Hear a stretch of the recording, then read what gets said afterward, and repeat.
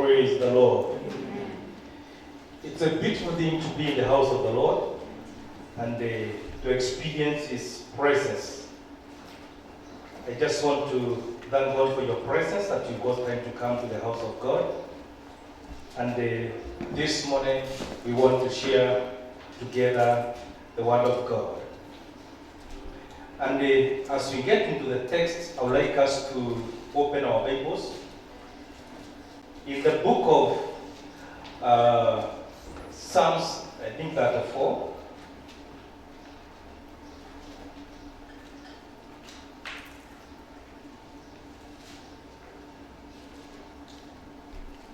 We'll begin from verses 17 up verses 20, just to confess the promise of God before we get into the text. Amen?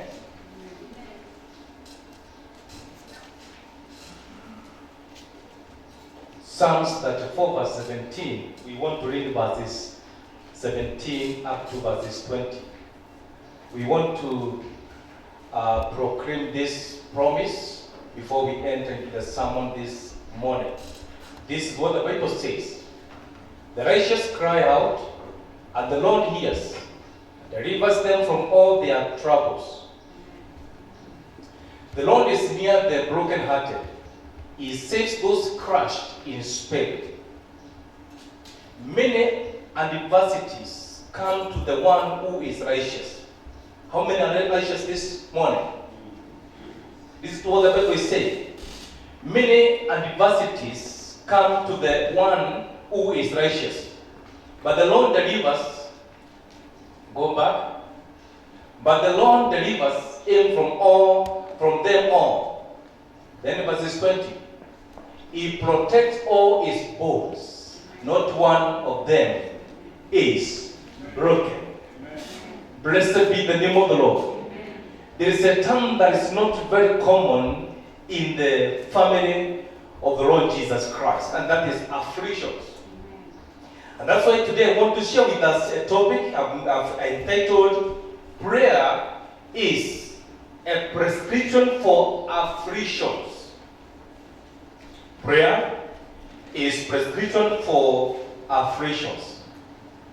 And 2 Timothy chapter 3 verses 1, the Bible says, but mark this, there will be terrible times in the last days, or rather, there will be difficult times in the last days. And when we talk about the last days according to the Word of God, the last day started from the very time when the apostles acquired the power of the Holy Spirit. That's when the last days began. And since that particular time, we have been living in the last days.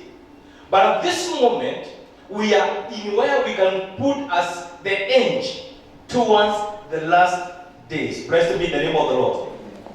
So, but mark this, there will be terrible times in the last days. There will be afflictions during the last days. There will be difficult times during the last days. Now, some of us, very well, when we got born again, people give testimony and say that, oh, me, when I got born again, all my things became okay.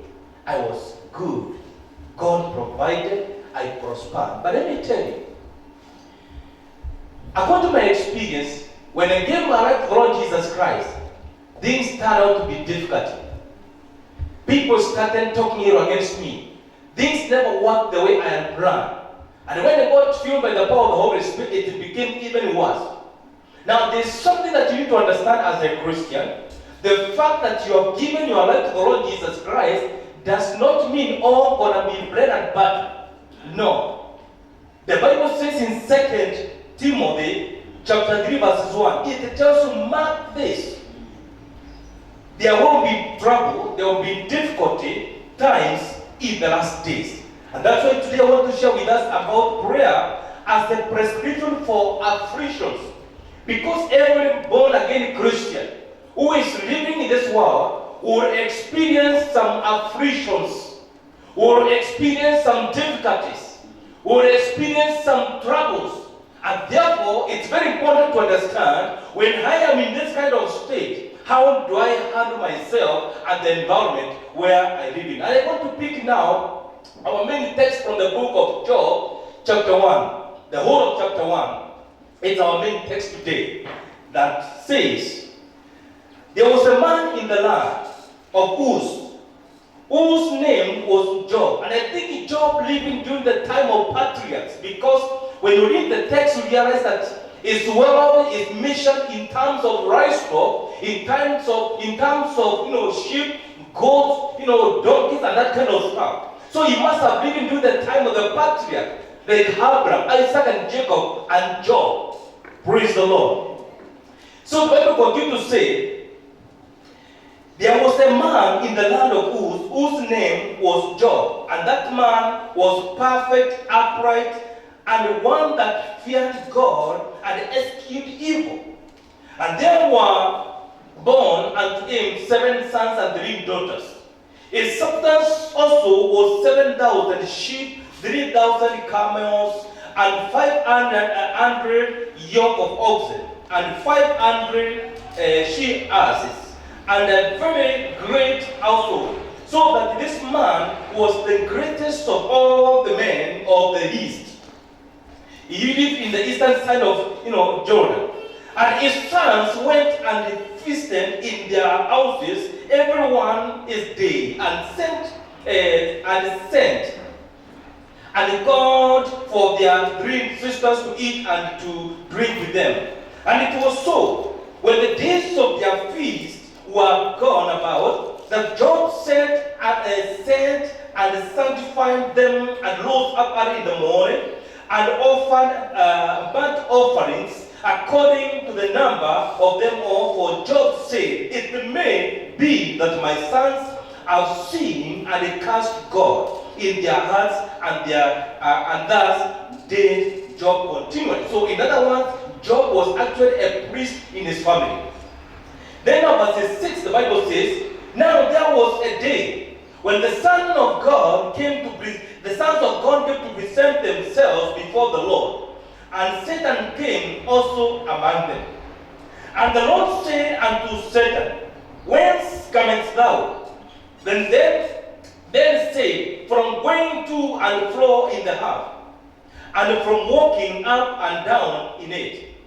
And the Lord said unto Satan, hast thou considered my servant Job, that there is none like him in the heart, a perfect and upright man, one that feareth God and eschewed evil? Then Satan answered the Lord and said, do Job fear God for nothing? Or do you, as a Christian, fear God for nothing? For nothing? And that was verse what? 9. Verses 9. Verses 10. Hast not thou made an edge about him, and about his house, and about all that he hath on every side? That means every born-again Christian has an edge round about his or her life. That is permanent, but it's not automatic, and it's not, it's not meant to be there, it's not an obvious thing. Thou hast blessed the work of his hands, and his substance is increased in the land. But put forth thine hand now, and touch all that he hath, and he will cast thee to thy face. Verse 12. And the Lord said unto Satan, behold, all that he hath is in my power. Only upon himself put not forth thine hand. So Satan went forth from the presence of the Lord. And there was a day when his sons and his daughters were eating, drinking with wine in their eldest brother's house. Now, this is now where now the drama began in the family of Job. And according to the text that you just read, you find that Job was a very rich man. He was very well. He had a lot of livestock. He had a lot of, camels. He was a very rich person, and that's why we tend to think that he was living during the time of the patriarchs, because his wealth is measured in terms of livestock.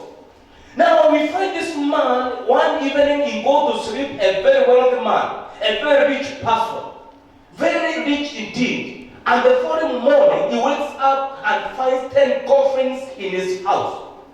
That is Job. And this one the drum began in verses 13. And there was a day when his sons and his daughters were eating and drinking wine in their eldest brother's house. They were celebrating. They were just enjoying themselves because the father was a rich person. But not forget that despite the fact that they were celebrating there, Job was the priest in his family. Every time he used to bear his children before God. Because he thought in their celebration, in their interaction, they might have they might have seen in one way or the other. So he used to present them before God in prayer, which is very important for every person who has a family. Now, verse 14. And there came a messenger unto Job, and saying, the oxen were plowing, and the asses feeding beside them. And the Sabians fell upon them, and took them away. Yet, they have slain the servants with the edge of the sword, and I only am escaped alone to tell thee news breaking in the family of Job. Verse 16. And while he was yet speaking, there came also another, and said, the fire of God is fallen from heaven, and hath burned up the sheep and the servants, and they consumed them, and I only am escaped alone to tell thee. He is getting news, one after the other, breaking news in the family of Job. Verse 17, while he was yet speaking, there came also another, and said the Chaldeans made out three bands, and they fell upon the camels, and they carried them away. And slain the servants with the edge of the sword, and I only am escaped alone to tell thee. News breaking in Job's house. Verses 18. While he was yet speaking, there came up another, and said, thy sons and thy daughters were eating and drinking wine in their eldest brother's house. And behold, there came a great wind from the wilderness, and it smote the four corners of the house, and it fell upon the young men, and they are dead. And I only am escaped alone to tell thee. 10 coffins in the house of Job one morning. News after the other, news after the other. But I thank God that Job never went mad, never broke down, because you can imagine that all what you've been building from the time you got into this world has been swept away. Not only properties, not only your wealth, but your children also. That was great bad news to the family of Job. Verses 20. Then Job arose and lent his mantle, and he shaved his head. That was the custom those particular time. When you are saddened or you are mourning, you are supposed to shave yourself so you can go and cry. And he fell down upon the ground and he worshipped. And he said, naked came I out of my mother's womb, and naked shall I return thither. The Lord gave, and the Lord has taken away. Blessed be the name of the Lord. In all this Job sinned not. Note that. In all this, Job sinned not, nor charged God foolishly. Praise the Lord. So this morning we are talking about the afflictions, and we are taking that text as a template to enable us to understand how do we, react, or how do we behave in times of affliction. When you are going through difficulties, when things are not working for you, how do you handle yourself? How do you handle your family? So we find that now, after Job has experienced all that, the livestock is gone, the children are dead, and people have come to tell him about the news. And not only, the 10, children that died, even the servants that were looking after the animals, they were killed. Now, the Bible says in chapter 2, verses 8 to 10, and Job took a piece of broken pottery to scrap himself as he sat among the ashes. Then Job's wife said to him, do you still retain your integrity? Curse God and died. That's the closest person to Job that is speaking that. Then Job answered in verse 10. You speak as a foolish woman speaks. He told her, should we accept from God only good and not adversity? Note that. Should we accept from God only good and not adversity?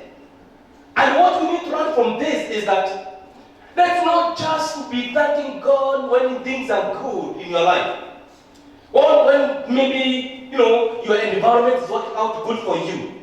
Even in times of afflictions, you must understand you can also thank God for that. And that's the secret. Praise God. And thank God because Job never listened to the wife.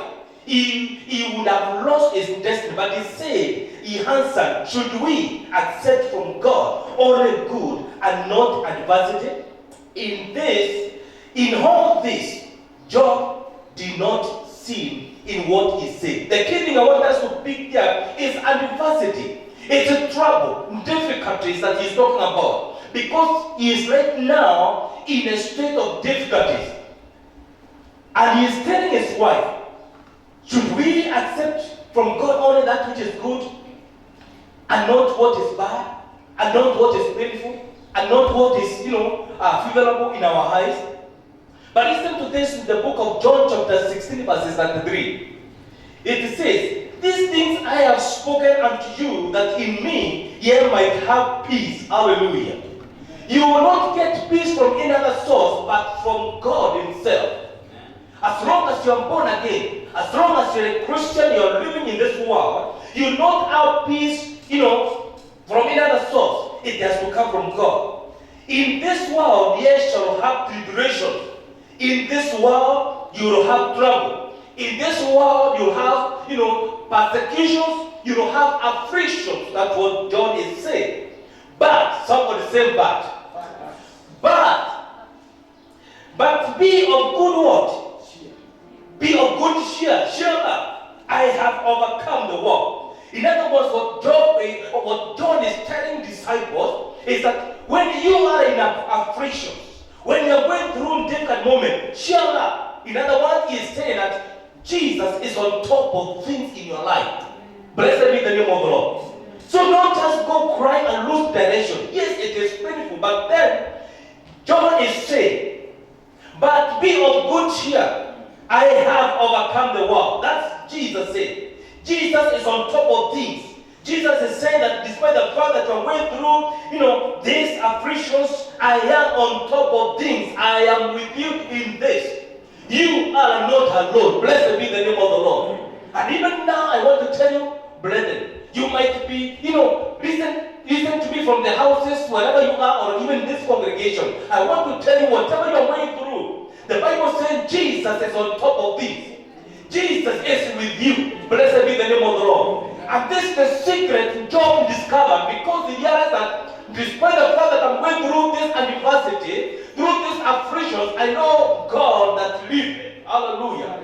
God that is able to deliver me. So don't pray that affliction don't come along your way. All what you need to tell God, should they come along my way, Lord, be with me. Hold my right hand and guide me through. Blessed be the name of the Lord. So, this message is not popular in the churches. And the truth of the matter is that, brethren, all of us are facing different cup of teas. Hallelujah. Don't want to tell me that you've not experienced any kind of affliction in your life. You've not experienced any kind of trouble. Troubles are there. Challenges are there. But John is telling us, cheer up. Blessed be the name of the Lord. Jesus is on top of things, my brother, my sister. Cheer up. Don't give up. You're not alone in this, because without him you can't make it. That's what you need to understand. So, this is not the secret that people must understand or must know, that you need to get from the book of James, chapter 5, verses 13, reflected on the screen. Now, when you get into affliction, you must know how to manage the crisis. Praise the Lord. You must know how to manage your affliction, your trouble, your adversity. Don't just sit down and assume that it's going to be okay. No. You need to be sober, you need to be focused and manage your crisis. It could be lack of finances, it could be whatever trouble that you are going through. Stand still and manage. Now, that will require a bit of planning. Praise the Lord. Because a time of adversity, a time of affliction, a time of trouble, it is a project by itself. Blessed be the name of the Lord. It will take much of your energy. It may consume even your resources. It is a project that you cannot just handle it just like that. You must plan yourself. And when you are doing planning, you are asking yourself, now, where am I in this? Praise the Lord. Which stage am I in this kind of trouble? Where am I in this kind of affliction? Where am I in this kind of trouble? And then now you start planning. Praise the Lord. So you must get the starting point and then you get the end point. You must begin looking at point A because you're going to point A and D. Praise the Lord. And you start planning now, what kind of vehicle do I use now to go to point T? Hallelujah. And the point T, assume it's marking the location that you want to go. That is the Paris of your destiny. That's where you want to go. But as you go there, this journey has been interrupted by this thing we call affliction. Praise the Lord. So you must ask yourself, what kind of vehicle do I use to get there? There could be a number of vehicles, but the key vehicle that I want us to understand or to know today is what is mentioned in the book of, James chapter 5, verses 13. Hallelujah. Blessed be the name of the Lord. Because we're talking about prayer as a prescription for the affliction that you might be going through. Hallelujah. Now listen to what John is telling us. James is telling us. Is any among you afflicted? Hallelujah. Is any among us today afflicted? Is any among you afflicted? Let them do what? Let them do what? Prayer is a prescription for affliction. The book of James did tell us, when you go through affliction, put on maybe music. Or you go telling your neighbors, go screaming to everybody that this is what I'm going through. Didn't say that praise God and worship. Listen, worship and praising God is important. Are you listening to me, church? But he is saying, is any among you afflicted? Let them do what? And I think, unfortunately, Job missed this. I don't think actually he got this. Praise the Lord. But thank God, because you listening to me, you know what James is saying. Blessed be the name of the Lord. So James is saying, is any among you afflicted? Is any among you today in trouble, in adversity, in problem? Let them do what? Hallelujah. Let them do what? Prayer is a prescription for afflictions, brethren. So James did not say that when you go through affliction, put on music, go talk to your friends, go speak to everybody. No. He says, go back to the word of God and pray. Hallelujah. Now, this prayer, where we are entering into, is what David calls the secret praise. Hallelujah. The secret praise. Church, all of us, before Jesus comes, we must know how to go to the secret praise. Hallelujah. Not to go advertising there. Oh, I'm having this kind of challenge, I'm having this kind of problem. No. Don't be like Job. Because Job, when everything went, he lost the property, the world, and the children.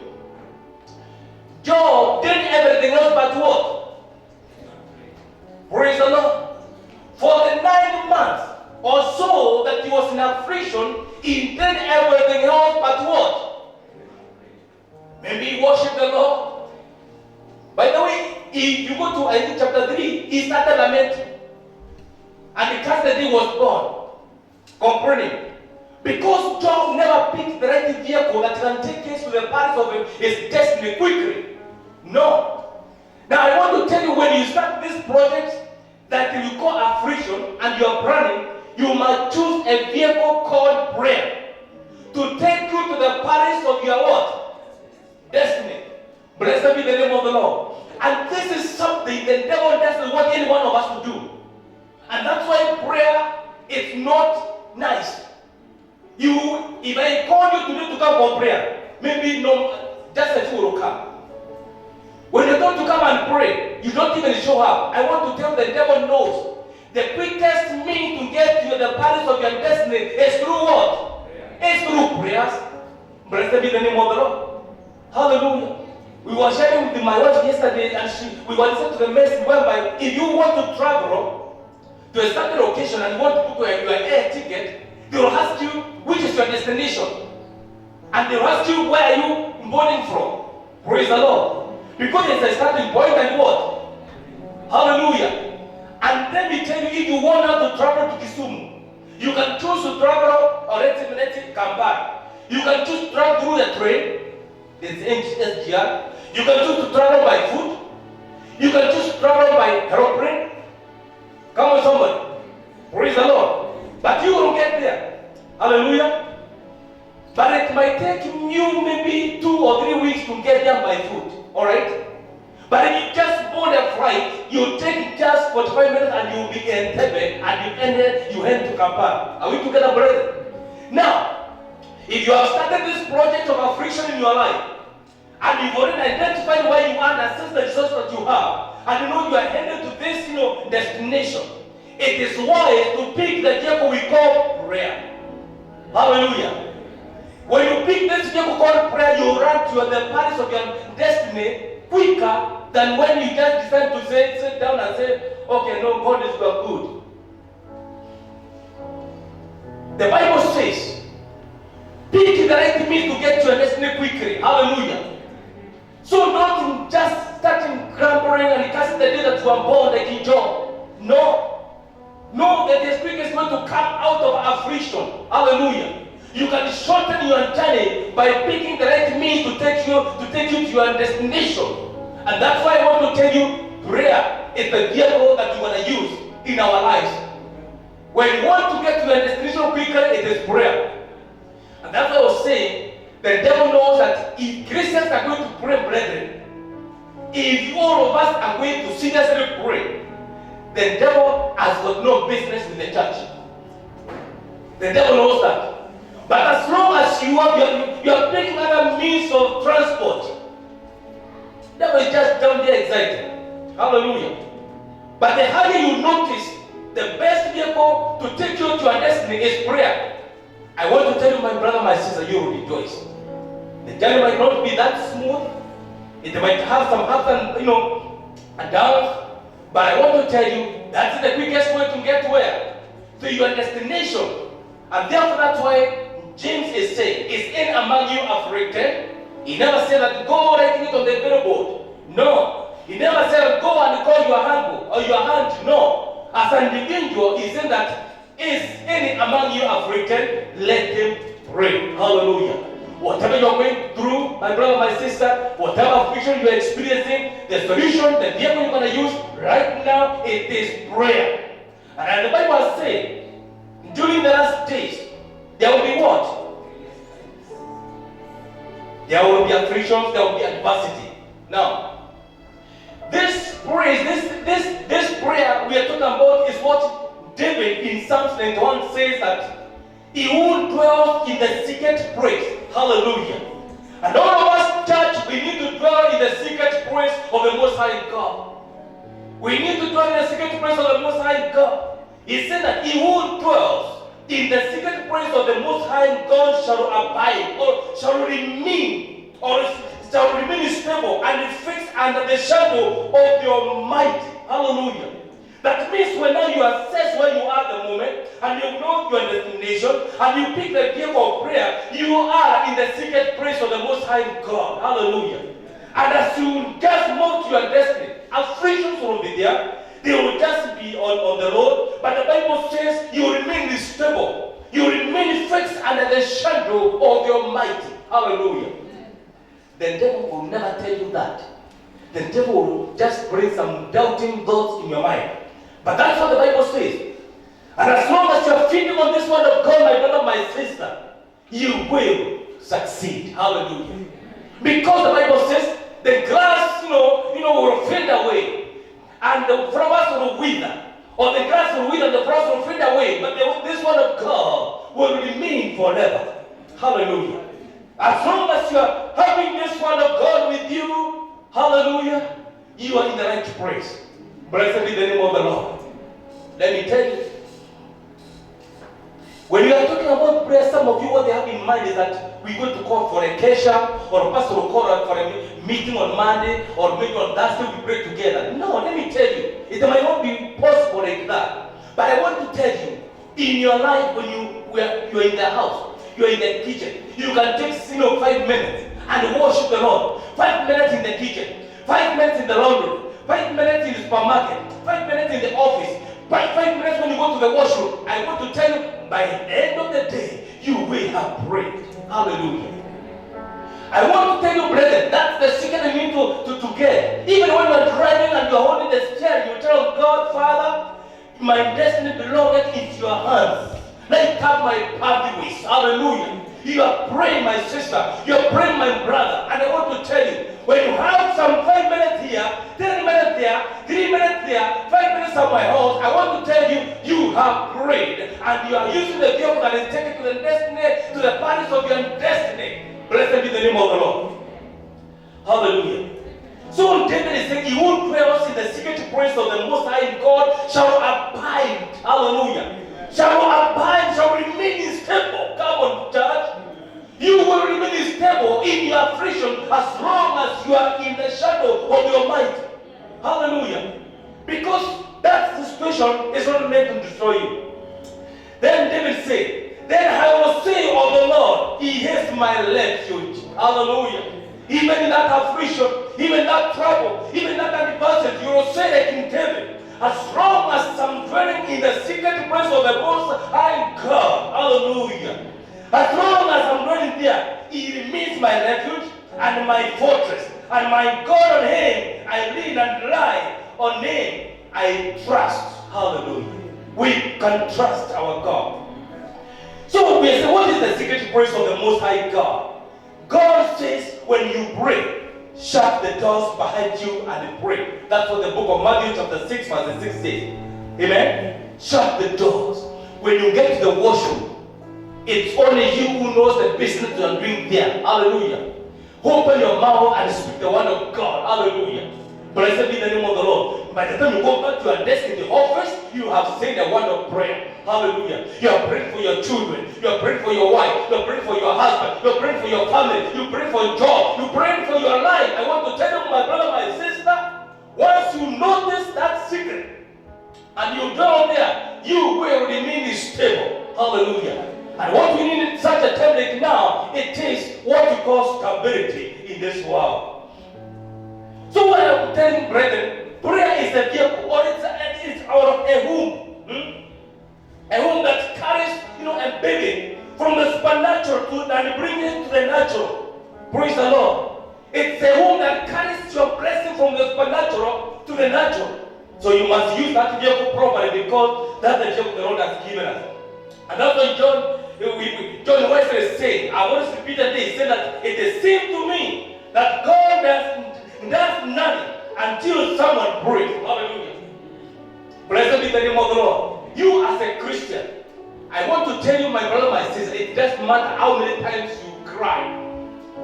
If you don't pray, if prayers don't go up, you're not coming out of that journey soon. Hallelujah.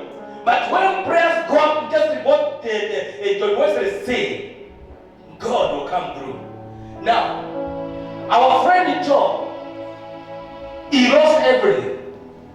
He tore his clothes. He just lied down and he cried to God. For 9 months, Job was suffering. For 9 months, he was in disgrace. For 9 months, he had no friend, because even his friends started accusing him. Maybe this guy has sinned against God. That's why he's going through this. It's because this man is not living life. This is not living life. That's why he's going through that, whatever he's going through.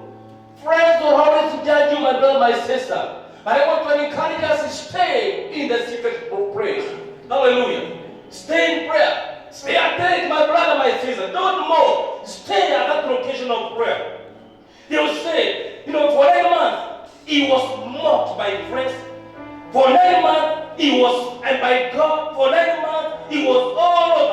social media, the Facebook, you know a man called Job, ule tajiri, alikuwa na mali, alikuwa anajivuna, he lost everything. Hata watoto wake, hata they were celebrating somewhere, having wine and whatever drinks they are celebrating, all of them are gone. That was the headline in the newspaper that particular day. But, somebody say but, when nothing seemed out to work, suddenly Job woke up from his sleep. And today, you're going to wake up, my brother, my sister. Even those listen to me at home or wherever you are listening from, you have to wake up from your slumber. And the slumber will be, you wake up from the book of Job chapter 42, verses 10. Get there. Yes, that's why now you must end the slumber. Hallelujah. Suddenly Job woke up from the sleep and he realized that throughout the 9 months, he had done everything he knew about, but something he never touched is what James says, that is anyone among you afflicted? Let him do what? Let him pray. He did everything else but prayer. Let's look at verses 42. Chapter 42, verses 10. John, quick. Job chapter 42, verses 10. And the Lord turned the captivity of Job. When did he turn the captivity of Job? Let's go down. When he did what? When he prayed for his friends. Hallelujah. Let me tell you, brother, there's something else the Holy Spirit is downloading in my heart.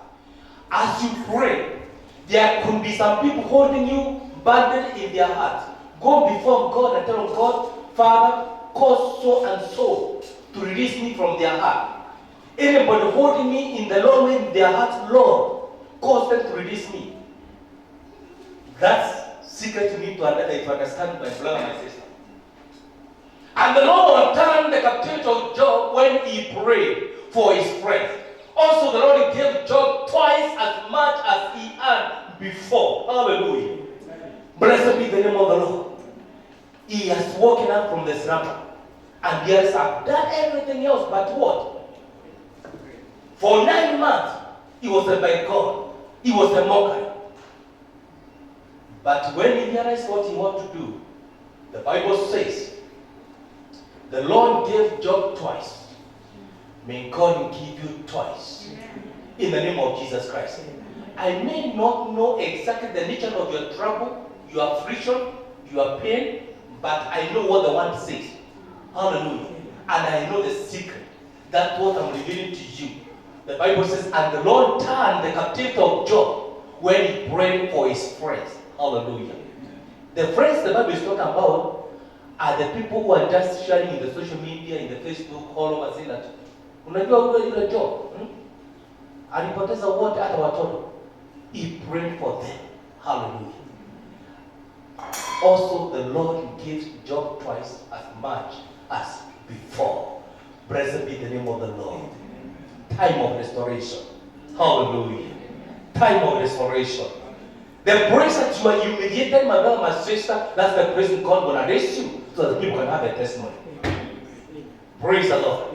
Those that raise their hand against you, my brother, my sister, God is going to raise you in their ministry and bring restoration for the glory and honor of His name. So don't throw out the towel. Don't give up. Hallelujah. Hold on unto the word of God and realize that as long as you pick the table of prayer, as long as you get to the secret place of the Most High God, you're going to get to the palace of your destiny in the name of Jesus Christ. Blessed be the name of the Lord. But you find people do everything else but what? Prayer. Prayer is not popular in the house of God. But I want to tell you, church, listen to me and listen to me carefully. During the last days, there will be what? Adversity. There will be what? Afflictions. Hallelujah. That's why prayer is a prescription for the afflictions, for trouble, for adversity. It is the right vehicle to pick as you move towards the state or towards the position, where God wants you to be. Blessed be the name of the Lord. So Job prayed, and God turned his captivity, and God, paid him twice.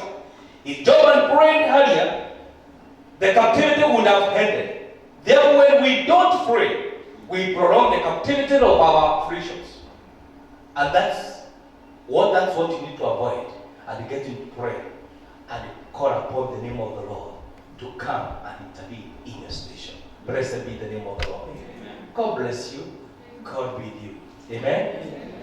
Before we close our service, I want to welcome my wife. She will come and let lights up on our feet, all of us.